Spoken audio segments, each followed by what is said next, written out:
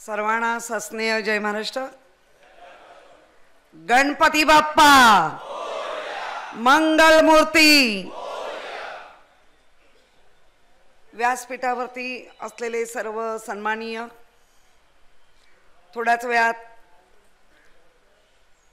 माजी मुख्यमंत्री आणि सन्माननीय पक्षप्रमुख उद्धवजी साहेबांचं आगमन होईलच.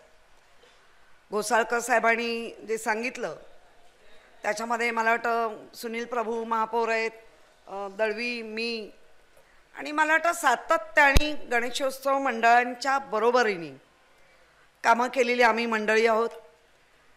गणेशोत्सवाच्या मंडळातून घडलेले हे सगळे कार्यकर्ते आज वेगवेगळ्या, जरी आम्ही पक्षात ज्या पक्षामध्ये आम्ही घडलो त्या पक्षाच्या मोठमोठ्या पदांवर काम करत असलो तरी आमची नाळ आमच्या विभागातल्या असलेल्या गणेशोत्सव मंडळाच्या बरोबर आजही जोडलेली आहे.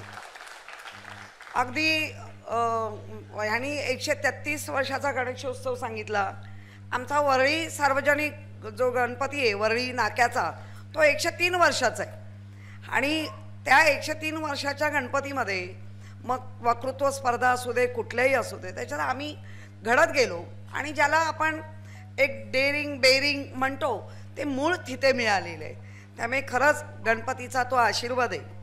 मुंबई महानगरपालिकेमध्ये आत्ता जरी 2.5-3 वर्ष मला आता होत आली आहेत, आपल्याला महापौर नाही, नगरसेवक नाही, तरीसुद्धा ज्या पक्षातून किंवा ज्या मुशीतून घडलेले कार्यकर्ते तिथे आहेत.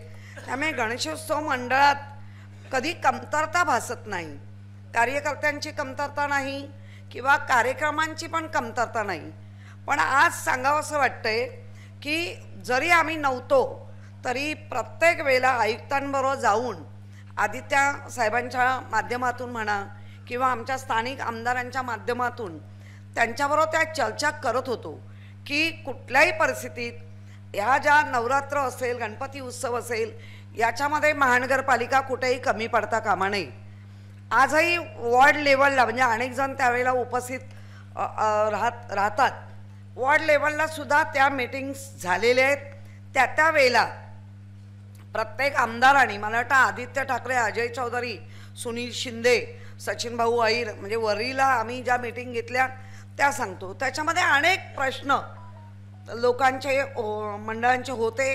मंडळांचं ऐकून घेतलं, त्याच्यानंतर काय केलं पाहिजे हे सांगितलं. अगदी ट्रॅफिक पोलिसांपासून ते अगदी तुमचं आता आपण जे तलाव बनवतोय त्या तलावांपर्यंत कशी आयोजन असलं पाहिजे, प्रखर लाईट कसा असला पाहिजे, जेट्टीवर लाईट कसा असला पाहिजे, जेट्टीवर जे बुळबुळीतपणा येतो ज्याला आपण खराट्यानी साफ करायचं म्हणतो, पण आता जेट्ट्यासुद्धा व्यवस्थित केलेल्या असतात. आणि त्यामुळे एवढंच सांगेन मंडळाच्या सर्व पदाधिकाऱ्यांना, तुम्हाला कुठलीही अडचण येणार नाही ह्याची काळजी साहेब उद्धवजींच्या माध्यमातून तर नक्की होणारच आहे. पण ज्या आम्ही कार्यकर्ते म्हणून आहोत, जरी मोठ्या पदावर असले तरी आम्ही मंडळाचे कार्यकर्ते म्हणून त्या मंडळाशी सोबत आहोत. आणि महानगरपालिकेच्या माध्यमातून आपल्याला जे काही चित्रफित असतात किंवा काय असतात, तुम्ही तुमच्या मंडळाच्या माध्यमातून वॉर्डच्या लेवलला मागून आपण जर ते दाखवलं, कारण आता इथे लालबागच्या राजाचे मानव सचिव सुधीर साळवी पण उपस्थित आहेत.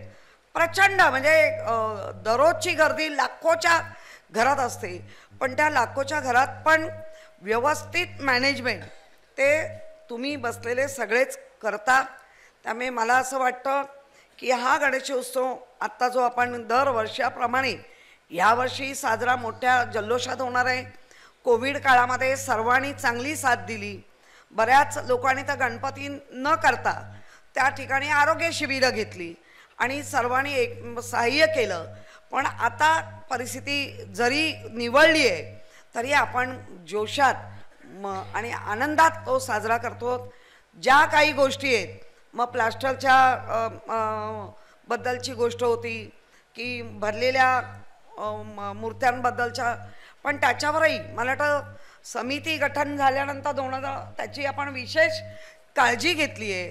कारण सगळ्यांचीच एकेका गणपती बनवणाऱ्यांचं वर्षभराचं पोट नाही म्हटलं तरी त्याच्यावर असतं, त्यामुळे त्यांना कुठे बाधा होता कामा नये. आणि ह्या असलेल्या काळांमध्ये आपण अधिकाधिक कसं काम करू याच्याबद्दल मला वाटतं जे सविस्तर माझ्या मागील बोलतील. पण महानगरपालिकेच्या माध्यमातून आजही सांगते, कुठलीही अडचण येणार नाही.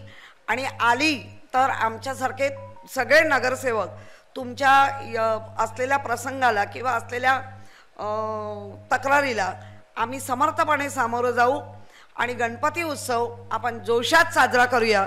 एवढं बोलून मी माझे 2 शब्द संपवते. जय हिंद, जय महाराष्ट्र. एबीपी माझा, उघडा डोळे बघा नीट.